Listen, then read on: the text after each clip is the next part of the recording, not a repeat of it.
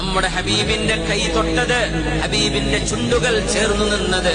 അങ്ങനത്തെ ഒരു സാധനം ഭൂമിയിൽ നിന്ന് ബാക്കിയുണ്ടെങ്കിൽ അത് ഹജറുൽ അസ്വദ് മാത്രമാണ്. ഹബീബ് അതിനെ മുത്തിയിട്ടുണ്ട്. ഉമർ തങ്ങൾ പറഞ്ഞു, ഹജറുൽ അസ്വദേ, ഹബീബാ എന്റെ റസൂൽ നിന്നെ മുത്തിയത് ഞാൻ എന്റെ കണ്ണുകൊണ്ട് കണ്ടതാണ്, അതുകൊണ്ട് ഞാൻ നിന്നെ മുത്തുകയാണ്, അല്ലെങ്കിൽ ഞാനത് ചെയ്യൂലായിരുന്നു.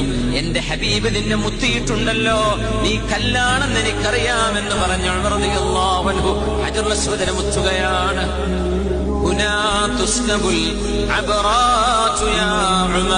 ഭൂമിയിലേക്ക് ഇറക്കപ്പെട്ടപ്പോ വെള്ളക്കല്ലായിരുന്നു അതത്രേ, വെള്ള നിറത്തിലുള്ള കല്ല്.